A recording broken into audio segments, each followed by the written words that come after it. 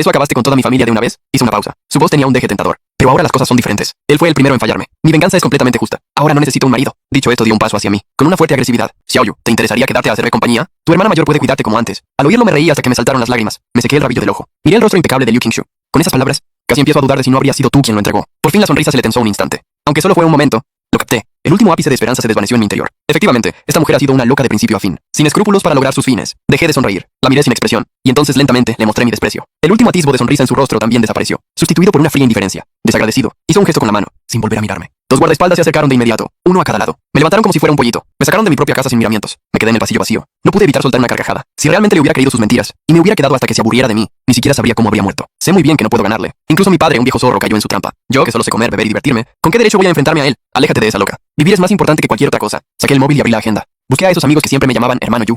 Llamé al primero. Diga, señor Zhou. Soy Jiang Xiaoyu. Silencio de 3 segundos al otro lado. Con cautela. ¿Quién? Lo siento, se ha equivocado. Colgaron. Me quedé atónito un momento. Luego me reí de mí mismo. Seguí con la segunda llamada. El resultado fue idéntico. Tercera, cuarta, o se habían equivocado de número, o directamente nadie respondía. Me apoyé contra la fría pared y fui borrando uno a uno a esos supuestos amigos de mi móvil. Al final, en la pantalla solo quedaban unos pocos números de familia. Vendí todo lo de valor que tenía. En total saqué menos de 100.000. Ese dinero antes no me daba ni para una noche de copas. Ahora era todo mi patrimonio. Caminaba sin rumbo por la calle. Sin darme cuenta, volví a las puertas de mi propio edificio. Sonreí con amargura. Si no hay otra opción, buscaré trabajo en una fábrica. No piden mucha experiencia y dan comida y alojamiento. Total, ya he tenido suficientes años de vida lujosa. Con la cabeza gacha, caminaba haciendo planes. De repente, sin esperarlo, choqué contra un abrazo suave. Un ligero y agradable aroma llegó a mí. Instintivamente quise disculparme. Levanté la vista y me topé de golpe con unos ojos cristalinos. Era una chica de rasgos delicados. Me resultaba familiar, pero no recordaba dónde la había visto. Ella, sin embargo, me conocía. Pude ver con claridad en sus ojos que, en el momento en que me reconoció, surgió de pronto una alegría y un alivio indescriptibles. Abrió la boca. Parecía querer decir algo, pero como si se diera cuenta de algo. Finalmente solo sacó de su bolsillo un móvil a toda prisa y tecleó rápidamente en él. En la pantalla del móvil se leía: Señor Jiang. ¿Me recuerda? Miré las palabras Señor Jiang. Hoy en día no queda mucha gente que me llame así. Observé su rostro con atención. Los fragmentos de recuerdo empezaron a unirse lentamente. De repente lo entendí todo con cierta sorpresa. Esa figura temblorosa en el supermercado de hace 5 años. Esa chica que cuidaba de su abuela en una casucha vieja. Eres tú. Sus ojos se iluminaron de forma asombrosa. Asintió con fuerza. La alegría casi se desbordaba de sus ojos limpios. Yo estaba aún más desconcertado. ¿Qué haces tú aquí? Ella volvió a teclear a toda velocidad. Me acercó el móvil. En la pantalla ponía: vi las noticias. Lo de la familia Yang. Estaba muy preocupada por ti. Supuse que quizá volverías por aquí a mirar. Así que me quedé esperando. Desde ayer, sentí como si algo me golpeara el corazón. O sea, que durante estas 24 horas desde que me echaron, ella había estado abajo, en este edificio al que ya no puedo entrar, esperando de la manera más ingenua una posibilidad incierta. Me invadió una emoción absurda y compleja. Mientras esos supuestos amigos se apresuraban a desvincularse de mí, una chica a la que casi había olvidado, llevaba aquí un día y una noche esperándome. Esbocé una sonrisa. Quise decir algo. Ella pareció notar mi vergüenza. Apareció en la pantalla. ¿No tienes dónde ir? Guardé silencio, que fue como un sí. Ella guardó el móvil. Luego hizo algo que no esperaba en absoluto. Extendió la mano y me cogió suavemente por el puño de la sudadera. Tenía muy poca fuerza. Podría haberme soltado con facilidad. Pero ese leve tirón suplicante que llegaba a través del puño era como una cadena invisible que me impedía moverme. No. Me llevó girando hacia la esquina de la calle. Sin saber por qué no me resistí. Simplemente la seguí. Llegamos frente a una pequeña pastelería que desprendía una luz cálida. Se llamaba Horno de Luz Tenue. La puerta ya estaba cerrada, pero la luz del escaparate seguía encendida. Ella abrió la puerta con su llave. Luego me indicó con la mirada que entrara. La tienda no era grande, pero estaba limpia y ordenada. En el aire flotaba un aroma a nata y trigo. De debajo del mostrador sacó una carpeta plastificada. De dentro extrajo un papel ya amarillento y lo deslizó hacia mí. Era aquel pagaré que yo había garabateado hacía 5 años. Por si algún día termino en la ruina y pido limosna en la calle, acuérdate de darme un tazón. Señaló las palabras.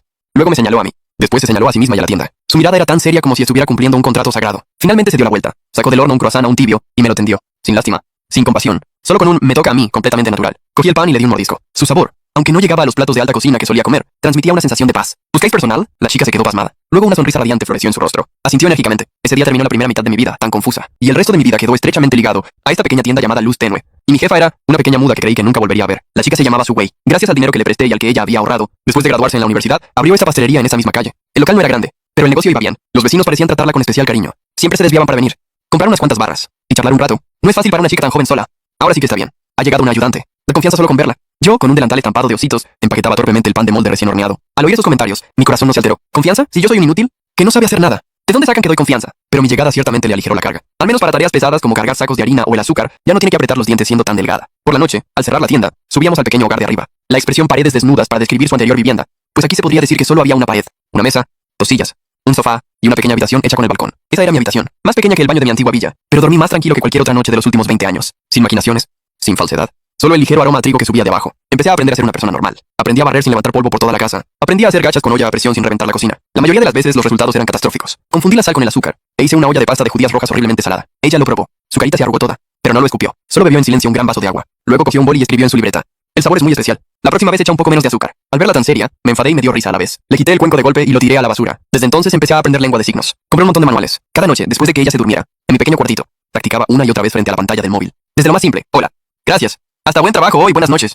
Cuando la primera vez le dije buenos días con gestos un poco torpes, ella se quedó atónita, y luego en sus ojos, siempre tan tranquilos, pareció encenderse de repente una estrella. Brillaron con intensidad. Ella también levantó las manos, y me respondió con mucha seriedad. En ese momento sentí que, en los últimos 20 años de mi vida, nunca antes me había sentido como en ese instante. Que hacer algo merecía realmente la pena. Los días pasaron así, y poco a poco todo fue mejorando. Pasé de ser un inútil que ni siquiera sabía usar el horno, a ser un aprendiz de pastelería que sabe montar nata y hacer adornos. El negocio de la tienda iba cada vez mejor. Incluso alquilamos el local de al lado y ampliamos la tienda. En mi cuenta bancaria volví a tener una cantidad, no enorme, pero sí suficiente para mudarme y alquilar un piso. Varias veces quise hablarlo con Su-Wei, pero cuando las palabras llegaban a mis labios, me las volvía a tragar. ¿Mudarme? ¿A dónde? ¿Qué cómo? Qué aburrido estar solo. Y además, ella, tan jovencita y sola, tampoco lo tiene fácil. Yo también puedo echarle una mano, ¿no? Me inventé varias excusas en mi cabeza, y con la conciencia tranquila seguí quedándome allí. Su-Wei nunca lo mencionaba. Parecía dar por sentado mi presencia. Yo no creo en el amor. Mi padre, mi hermano, son el mejor ejemplo de lo contrario. Pero esa tranquilidad de estar con Su-Wei me tenía enganchado. Sacudí la cabeza para echar de mi mente todos esos pensamientos absurdos. Ya casi es mediodía. Toca prepararle la comida. Me estaba quitando el delantal para subir, cuando en ese momento una figura conocida empujó la puerta y entró. Llevaba un traje de corte impecable, maquillaje perfecto, el pelo recogido sin un solo pelo fuera de lugar. Todo en ella irradiaba ese aire de élite triunfadora. Era Bai Ningbing, 5 años sin vernos. Esa timidez y apuro que nacían de la pobreza se habían borrado por completo. Ya no era aquella chica popular de instituto, con el uniforme descolorido que me suplicaba. Ahora era refinada y perfecta. Detrás de ella venía un hombre joven, de unos veintitantos, trajeado, como un chico recién salido de la universidad. Me miraba con un desprecio nada disimulado. Sería su asistente personal. La mirada de Bai Ningbing se detuvo un momento en mi delantal de osito. Frunció el ceño ligeramente, casi imperceptible, pero pronto recuperó su sonrisa adecuada. Yang Xiaoyu, ¿cuánto tiempo? Asentí con la cabeza a modo de saludo, sin dejar de desabrocharme el delantal. Pareció querer preguntar algo, pero lo consideró inapropiado. Finalmente sacó un cheque del bolso y lo deslizó hacia mí. Son 100.000. Sé que aún faltan unos años para el plazo de 10 años, pero ahora tengo capacidad y quiero devolvértelo antes. Eché un vistazo a la cifra del cheque. Lo cogí y me lo metí en el bolsillo. Gracias. Me lo había ganado, aunque nunca esperé recuperarlo. El asistente que estaba detrás de ella, al ver con qué rapidez acepté el dinero, mostró aún más desprecio en su mirada. Bai Ningbing recuperó pronto la compostura. Su mirada recorrió nuestra pequeña pastelería y por último se posó en mi rostro. Esa mirada me era muy familiar. Una lástima paternalista, desde arriba. Xiaoyu, me enteré de lo de tu familia. Si ahora no tienes un lugar adecuado donde ir, puedes venir a mi empresa. La empresa de mi marido y la mía acaba de empezar. Y necesitamos personal. Al verla con esa actitud tan afectadamente compasiva, sentí arcadas. El trato de aquel entonces fue una inversión mía. Ahora ella devuelve la deuda. Nadie debe nada a nadie. Y ahora se presenta con esa pose para convertir a su antiguo acreedor en objeto de su caridad. Miré al asistente que la acompañaba, con su mirada cada vez más hostil, y de repente lo entendí. Está disfrutando de esa sensación de salvar a alguien, igual que yo disfrutaba antes de su apuro. Ahora ella disfruta de mi miseria. Solo que ella es más hipócrita que yo. Además se envuelve en una capa de calidez. Lo rechacé con frialdad. No hace falta. Estoy muy bien aquí. La sonrisa de Bai Ningbing se tensó. Xiaoyu, no te enfades. Sé el tipo de vida que llevabas antes. La interrumpí, con un tono ya impaciente. Te he dicho que no hace falta. Finalmente dejó de insistir. En su bonito rostro apareció un leve fastidio. Está bien.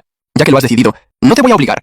Justo en el momento en que se giró, el asistente que la acompañaba dio un paso adelante y con gesto solícito le ofreció la mano, para sostenerle el brazo sin llegar a tocarlo. Bai Ningbing giró la cabeza con naturalidad y le dedicó una sonrisa que solo ellos dos entendían. Justo en ese momento, con toda la indiferencia del mundo cogí el móvil y sin hacer ruido pulsé el disparador. Buen ángulo. En la foto, la mano del asistente casi rozaba su cadera y la sonrisa de ella. Cualquiera que la viera no pensaría que es la expresión hacia un simple subordinado. Agité el móvil y les hice un gesto de despedida. Adiós, no los acompaño. Luego tardé 2 minutos y medio en buscar en internet el correo público de su marido y le envié la foto de forma anónima. Hecho esto, borré la foto y el registro de envío. Me sentí mucho más aliviado. Después de comer tranquilamente con Su-Wei, mi ánimo se fue calmando. Apoyado en el mostrador, empecé a pensar en qué gastar esos 100.000. La cifra brillaba con claridad. ¿Cuánto tiempo hacía que no veía tanto dinero? Al menos nuestra vida ya no tendría que ser tan ajustada. Y también el equipo nuevo que Su-Wei tanto deseaba. Cuanto más lo pensaba, más feliz me sentía. Nunca antes había sentido que 100.000 fueran tan útiles. Justo entonces, sonó la campanilla de la puerta. Una voz clara y fingidamente débil interrumpió mis pensamientos. Xiaoyu, me giré y vi a Liu Ruyan. Vaya, ¿cuántos conocidos nos visitan hoy? Si no recuerdo mal, de su desdichado marido, Wang Kai, no hace ni 2 años que murió. ¿Algo que quieras? Me apoyé en el mostrador sin expresión. Se mordió el labio. Sus ojos brillaban con un halo de humedad. Esa actitud de querer decir algo y no decirlo me dio asco. Liu Ruyan dijo con una voz ligeramente lastimera. Quería verte. Señorita Liu, ¿qué función nos estás representando ahora? Casi me eché a reír.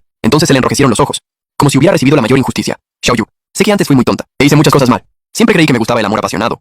Pero ahora me doy cuenta de que lo que realmente quiero es un hogar tranquilo. Su tono era sincero, su mirada llena de sentimiento. Levantó la cabeza y me miró fijamente con esos ojos aguados, llenos de emoción y recuerdos. Yang Xiaoyu, volvamos a empezar. Sé cómo estás ahora. Mi hermana se ha pasado, es cierto. Pero no importa, yo puedo mantenerte. Su voz tenía un deje de lástima y condescendencia. Ay, el cuento de la arrepentida vale más que el oro. Pero que no te confunda. ¿Cuándo he empezado algo contigo? Contuve a duras penas el impulso de poner los ojos en blanco. Mis pensamientos volvieron a unos años atrás. La boda de ella con aquel pobre estudiante, Chen Wang, fue grandiosa y conmovedora. En la boda, ella dijo llorando que él era la luz de su vida, la felicidad que ella agarraría sin importar qué. Yo estaba entonces entre el público, mirando a ese pobre chico que estaba tan conmovido, y solo pensé, este tío está perdido. Y así fue. Antes de 2 años de casados, Liu Ruyan ya se había aburrido. Cuando la pasión se desvanece y el matrimonio se reduce a lo cotidiano, ella se cansó. Y entonces apareció un amante en el momento justo. Menos mal que ese pobre chico no era del todo inútil. Tenía pruebas contra Liu Ruyan, para reivindicarse, y luego palmó. No hay casualidades tan grandes. Detrás de esto estaría probablemente mi cuñada Liu Qingshu. Mientras miraba a Liu Ruyan, que seguía representando su drama de amor, la curva de mis labios se acentuaba. Liu Ruyan, ¿crees que todos los hombres son tontos? Su expresión se quedó helada. El funeral de tu marido fue muy pomposo. Empecé a decir lentamente. Vi las noticias. Llorabas desconsoladamente. Daba pena verlo. Lástima que si aquella noche no te hubiera visto en la puerta del hotel, a una chica que se te parecía mucho, entrando al ascensor agarrada de un chico guapo. A Liu Ruyan se le fue todo el color de la cara.